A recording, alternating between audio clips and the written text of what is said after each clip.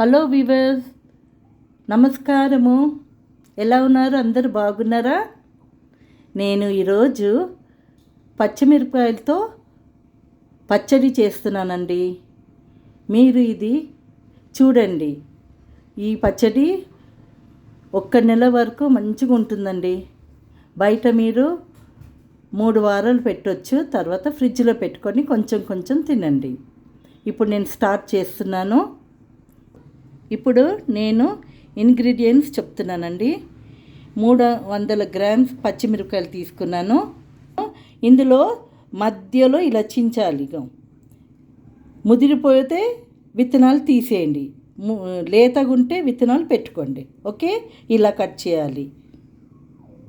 150 grams చింతపండు తీసుకున్నానండి, నానబెట్టాను.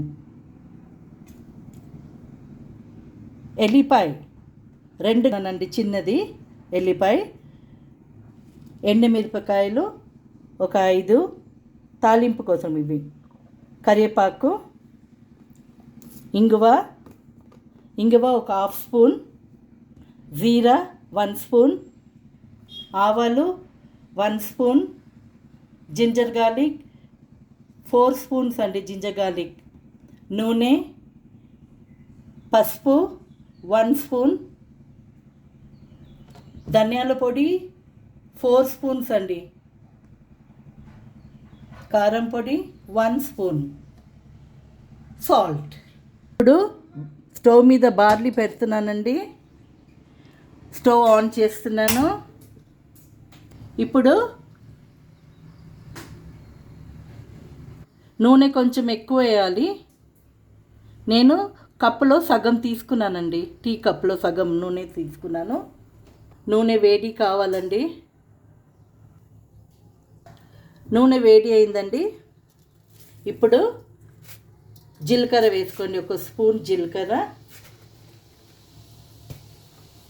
1 స్పూన్ ఆవాలు,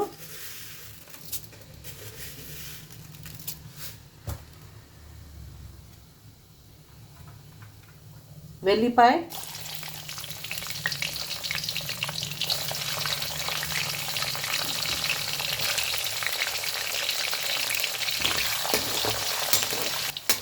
ఇది కొంచెం లైట్ బ్రౌన్ అవ్వగానే ఎండుమిరపకాయలు వేస్తున్నానండి. తర్వాత కరివేపాకు, జింజర్ గార్లిక్ పేస్ట్,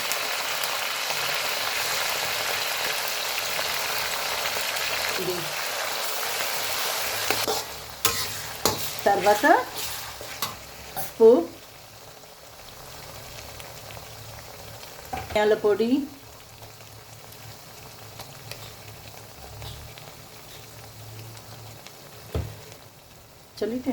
అండి.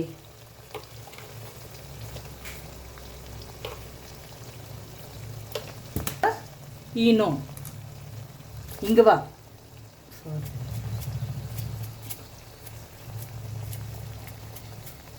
దీన్ని బాగా ఫ్రై చేసుకోవాలి. లో చేయండి. లో ఫ్లేమ్లో బాగా ఫ్రై అవ్వాలి ఈ మసాలాలన్నీ. నూనె పైకి తేలే వరకు బాగా ఫ్రై కావాలి. కొద్దిగా ఒక 2 స్పూన్స్ నీళ్ళు పోసుకోండి, ఎందుకంటే మంచి ఫ్రై అవ్వాలి కదా. ఇప్పుడు చూడండి, నూనె తేలుతుంది పైన, చూసారా? ఇదిగో అంతవరకు మీరు ఫ్రై చేసుకునే ఉండాలని. ఇప్పుడు పచ్చిమిరపకాయలు వేస్తున్నాను, కలపండి. చూడండి, మసాలా మంచి ఫ్రై అయింది, చూసారా? మంచి ఫ్రై చేసుకోవాలండి. చేసుకున్న తర్వాత 1 గ్లాస్ నీళ్ళు పోసుకోవాలండి, ఎందుకంటే ఈ పచ్చిమిరపకాయలు ఉడకాలి కదా. 1 గ్లాస్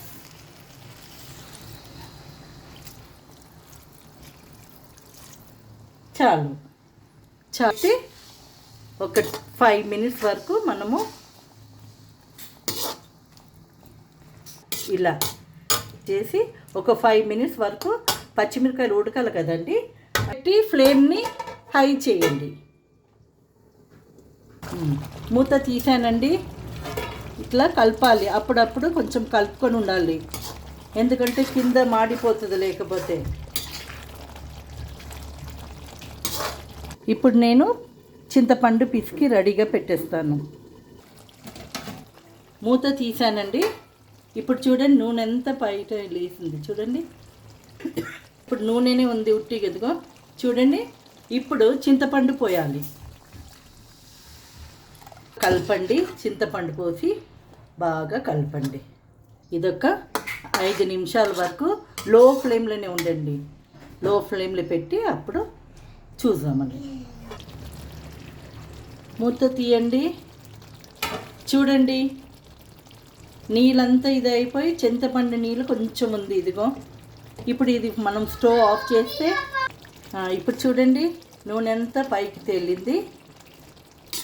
పచ్చిమిరపకాయలు కూడా మంచిగా ఫ్రై అయిపోయింది, మంచిగా ఉడికిపోయింది కూడా. ఇప్పుడు ఇది ఆఫ్ చేసేసి ఇది అయిపోయింది.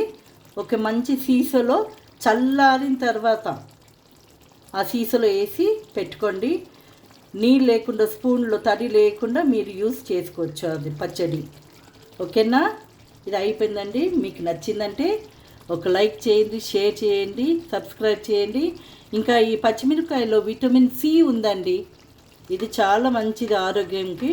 విటమిన్ సి మీకు ఎప్పుడైనా ఒంట్లో బాగలేదనుకో, జ్వరం వచ్చిందనుకో, కూర మంచిగా లేదు నాలుకకు అనుకో, ఇది చేసుకొని తినండి. ఎంత రుచిగా ఉంటుందో అంత రుచిగా ఉంటుందండి. మీకు నచ్చిందంటే ఒక లైక్ చేయండి, షేర్ చేయండి. Okay, bye.